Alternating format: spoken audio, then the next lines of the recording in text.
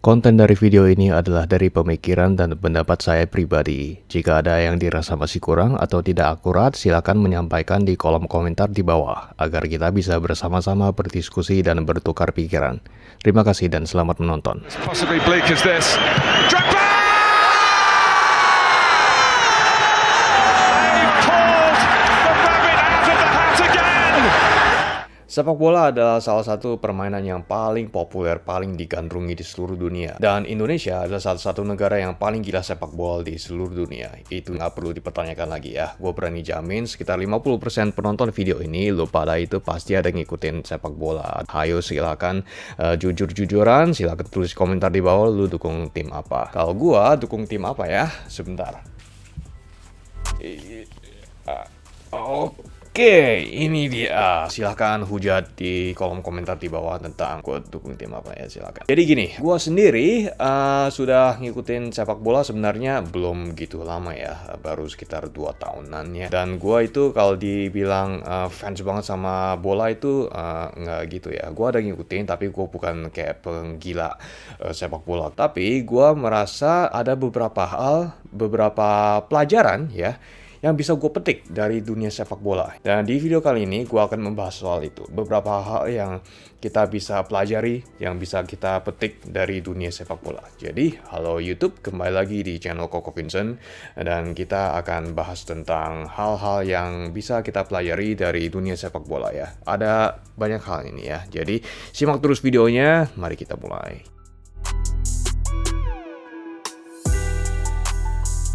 Sebelum video berlanjut, izinkan saya untuk memperkenalkan toko baru saya, yaitu Jaya Raya Mobile. Silakan mampir ke Jaya Raya Mobile jika Anda sedang mencari berbagai macam aksesoris handphone seperti headphone, earphone, kabel data, dan kedepannya akan ada powerbank dan lain sebagainya. Silakan kunjungi Jaya Raya Mobile di Tokopedia dan Shopee dan pantau terus toko ini. Kedepannya akan ada berbagai macam produk aksesoris handphone lainnya. Terima kasih untuk dukungannya, dan mari berlanjut ke topik video ini.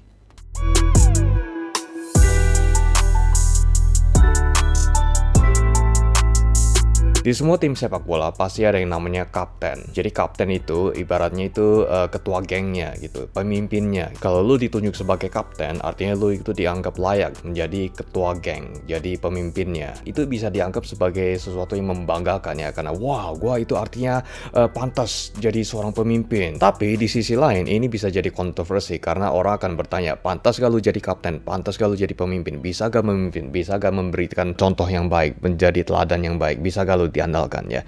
Dan kalau lu itu bisa, lu akan mendapat kehormatan setinggi-tingginya. Tapi kalau enggak, lu itu akan dihujat. Orang akan bilang, copotin tuh band kaptennya, lu nggak pantas untuk itu. Coba aja deh perhatiin, di klub sepak bola pasti ada beberapa kapten yang dianggap, wah ini sangat pantas jadi kapten karena sangat kentara jiwa kepemimpinannya. Terus ada juga kapten yang dianggap, ini nggak pantas jadi kapten karena tukang nangis mulu. Jadi di sini ada pelajaran penting yang bisa kita petik, yaitu bagaimana menjadi seorang pemimpin yang baik, menjadi seorang kapten yang baik. Lihat aja tuh pemain-pemain yang dianggap menjadi kapten yang sangat baik, yang sangat dihormati. Itu jiwa kepemimpinannya itu sangat kentara ya, sangat bisa diandalkan dan juga bisa menjadi teladan, memberikan contoh yang baik dan juga bisa memberikan semangat ke yang lainnya. Kalau misalnya spiritnya lagi down, itu bisa memberikan semangat. Ayo semangat! Itu jiwa kepemimpinan itu pasti sangat baik itu. We've worked so hard to be here. We are on this round and we have a beautiful opportunity to put our nation on the map. Dan ini itu sangat bisa diterapkan di dunia nyata, di kehidupan kita sehari-hari, misalnya di tempat kerja, di perusahaan, atau bahkan di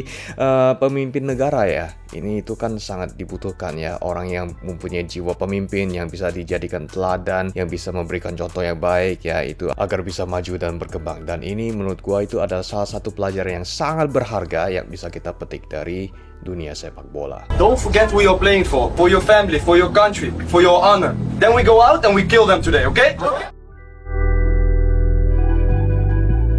Di dunia sepak bola, kita juga bisa belajar bahwa tidak ada cara instan dalam mencapai kesuksesan. Contoh paling nyata itu si Cristiano Ronaldo. Dia itu waktu kecil itu bukan siapa-siapa. Dia itu bahkan waktu dia masih di kandungan aja, dia itu pernah dicoba digugurkan karena keluarganya itu sangat miskin. Dan waktu dia pertama kali masuk Manchester United, ya itu masih bukan dianggap siapa-siapa, dia cuma dianggap bocah ingusan yang banyak gaya. Itu siapa itu Cristiano Ronaldo? Nah, lebih dari 20 tahun kemudian masih bisa gak kita ngomong kayak gitu? Udah gak bisa lagi. Sekarang dia itu udah dianggap legenda hidup, dianggap sebagai salah satu yang terhebat sepanjang masa, the GOAT.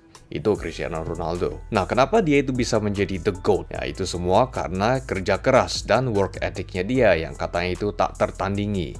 Jadi, waktu dia di MU, itu dia terkenal seringkali lembur ya. Lembur karena dia itu mau latihan ekstra, latihan menyempurnakan teknik sepak bola. Dia itu terkenal sangat terobsesi untuk menjadi yang terbaik. Sampai-sampai si Sir Alex Ferguson itu pernah sekali-kali ngusir dia dari tempat latihan karena dia itu lemburnya tidak kepanjangan. Dan juga dia itu terkenal sangat menjaga fisiknya, sangat menjaga fitnessnya. Jadi dia itu nge-gym selalu rutin dan sangat disiplin ya. Dan juga bukan hanya itu, dia makanannya pun juga diperhatiin, dietnya itu juga diperhatiin. Jadi nggak mau sembarang makan, sembarang minum. Mungkin masih ingat kan waktu di Euro 2020 dia itu pernah waktu di press conference dia pernah nyingkirin botol Coca-Cola yang di sampingnya itu.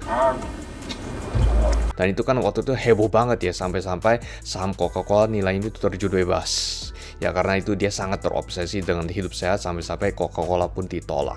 Jadi si Cristiano Ronaldo dedikasinya full, work ethicnya itu katanya itu tak tertandingi. Dan hasilnya apa? Dia itu sudah memenangkan 33 trofi dari berbagai macam pertandingan dan juga dia memenangkan 5 kali Ballon d'Or. Dan dia juga dicap sebagai salah satu pemain terhebat sepanjang masa. Nah, dari sini itu kita bisa belajar bahwa kerja keras, dedikasi, dan profesionalisme itu bisa mengantarkan kita dari bukan siapa-siapa menjadi sangat hebat dan terpandang. Dan pastinya itu bukan proses yang instan karena itu semua itu perlu dedikasi jangka panjang. Dan juga alur cerita yang kayak gini itu bukan cuma buat Cristiano Ronaldo doang. Lihat aja semua pemain top lainnya kayak Messi, Luka Modric, Zidane, Rodri, dan semua pemain top lain. Dan itu semua alur ceritanya itu rata-rata sama, dari bukan siapa-siapa menjadi pemain bintang. Jadi ingat, nggak ada yang namanya cara instan. Semuanya itu perlu proses, dedikasi, dan kerja keras, dan perlu work ethic yang top agar kita bisa mencapai kesuksesan dan kehebatan.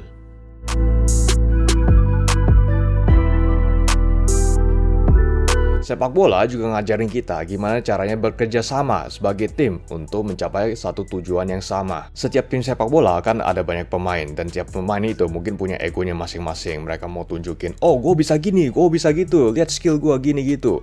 Nah itu ego itu harus bisa dikendaliin, harus bisa dikesampingin biar bisa kerja sama satu sama lain. Kalau nggak bisa dikendaliin itu bisa kacau. Jadi semuanya itu harus harmonis. Belum lagi tiap pemain itu bisa dari latar belakang yang berbeda-beda, dan itu bisa jadi bahan omongan. Itu gak boleh, itu harus dikesampingin karena itu gak ada apa-apanya dibandingkan dengan tujuan yang satu, yaitu menang dan berjaya. Jadi intinya untuk mencapai satu tujuan yang sama, semuanya itu harus bekerja sama sebagai tim, harus kesampingkan ego, dan segala perbedaan itu jangan dipermasalahkan karena kita semua harus solid, karena bersatu kita teguh, bercerai kita runtuh. Dan ini itu sebenarnya kelihatan banget ya kalau kita perhatiin timnas kita akhir-akhir ini yang lagi naik daun ya. Semua orang kan dari seluruh penjuru Indonesia itu lagi bersatu untuk mendukung timnas kita, yang pemainnya itu juga dari berbagai macam latar belakang. Mereka semua itu bersatu agar bisa menuju satu tujuan, yaitu berjaya dan menang. Nobody believes in us, but we believe!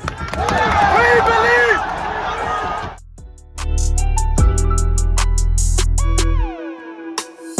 Di dunia sepak bola kita juga bisa melihat elemen kesetiaan ya, meskipun sekarang itu kayaknya udah agak jarang ya. Gua kasih satu contoh ya, Alan Shearer itu dulu ya, dia itu salah satu striker terbaik di dunia. Sebelum ada Harry Kane, ada Haaland, itu adanya Alan Shearer. Waktu masih muda dia itu pernah menang Premier League sama Blackburn, ada yang tahu gak klub itu? Dan gak lama habis itu dia itu pindah ke klub masa kecilnya, yaitu Newcastle United. Dia itu sebenarnya bisa aja main untuk klub top di dunia kayak misalnya AC Milan, Barca, Real Madrid, atau lain sebagainya itu Manchester United. Tapi dia itu tetap milih Newcastle United. Kenapa? Karena itu adalah klub masa kecilnya. Dan dia main terus di NU sampai 10 tahun sampai dia pensiun. Dia itu nggak lagi pindah ke klub lain. Terus banyak yang bilang, lu bisa aja main buat AC Milan atau Manchester United, klub yang lebih besar. Terus lu bisa aja menang lebih banyak trofi. Tapi dia bilang, nggak apa-apa, gua nggak nyesel sama sekali cuma main buat NU karena ini adalah mimpi gua. Dan si Alan Shearer ini bukan kaleng-kaleng orangnya. Dia itu striker striker paling legend di masanya. Sampai detik ini ya, di Premier League dia itu masih top scorer. Dari sini tuh kelihatan banget kalau dia itu sangat setia sama The Magpies. Kalau lu itu fans NU pasti tahu soal hal ini. Zaman sekarang di sepak bola kayak jarang yang ada loyalitas. Kebanyakan pemain itu suka gonta-ganti klub karena ambisi, karena memang mereka itu mau berkembang, mau menang trofi, makanya mereka gonta-ganti klub. Satu contoh yang bisa gua kasih untuk zamannya paling si Jamie Vardy ya. Dia itu kan strikernya Leicester City dari zaman masih di Championship itu kasta kedua sampai naik ke Premier League, sampai menang Premier League, terus pernah turun lagi ke kasta kedua terus naik lagi. Dia itu masih main untuk Leicester City. Udah 12 tahun lamanya dia main. Udah jadi legenda The Foxes dia itu.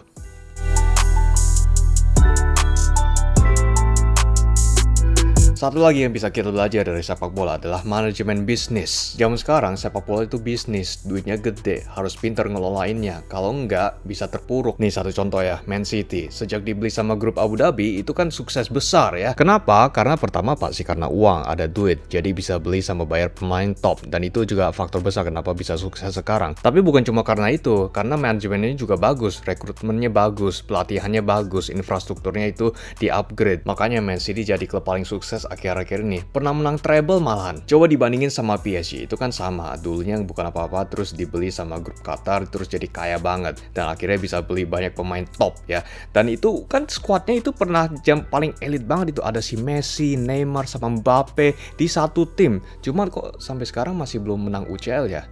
Jangan-jangan ini karena manajemennya kurang bagus nih. Ini jadi bukti kalau uang itu memang penting, tapi harus diimbangi sama manajemen yang bagus. Kalau nggak bagus manajemennya, bisa hancur. Jadi harus dipikirin soal misalnya pengelolaan aset, ini termasuk pemainnya dan juga gaji pemain, dan juga kesepakatan bisnis, kesepakatan sponsor, dan juga marketing. Itu semuanya harus dipikirin bener-bener. Gak boleh asal-asalan, gak boleh hamburin uang sembarangan. Kalau nggak, lihat aja Barca sekarang, dicap klub miskin. Kan sekarang Barca lagi banyak utang. Kenapa? Karena dulu pernah hambur-hamburin uang tanpa mikir. Beli pemain asal-asalan, terus kasih gajinya gede, itu semua tanpa mikir. Jadinya ya lihat saja sekarang banyak utang. Kalau gue di manajemen Barca, mungkin yang bakal gue lakuin adalah bikin akademi La Masia, itu punya banyak banget pemain top ya. Terus gue jual itu pemainnya ke klub-klub lain dengan harga yang cukup tinggi ya.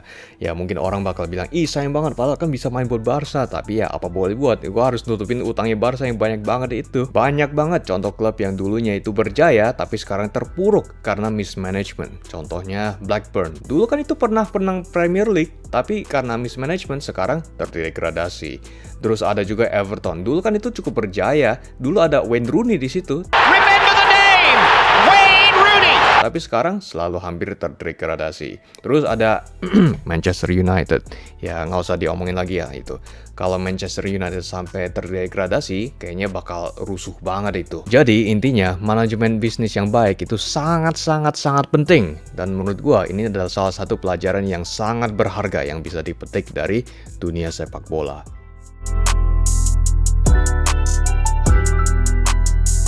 Sepak bola itu emang amazing banget ya, karena ini bukan cuma permainan doang, ini juga cerminan dari dunia nyata. Makanya kita itu bisa belajar banget dari dunia sepak bola. Belum lagi ini bisa mempersatukan orang-orang dari latar belakang yang berbeda-beda. Jadi sepak bola ini ada nilai entertainmentnya, terus kita juga bisa belajar banyak dari situ, terus bisa mempersatukan. Itu kan amazing banget, emang gak salah itu waktu si Pele bilang sepak bola adalah the beautiful game. Dan gue yakin bukan gue doang yang mikirnya kayak gini, pasti lu juga. Jadi coba tulis di kolom komentar di bawah pendapat lu soal ini. Apa yang lu dapetin dari ngikutin sepak bola? Pasti ada, gue jamin. Sebenarnya banyak banget yang bisa dibahas di sini, tapi mungkin sampai di sini dulu ya videonya.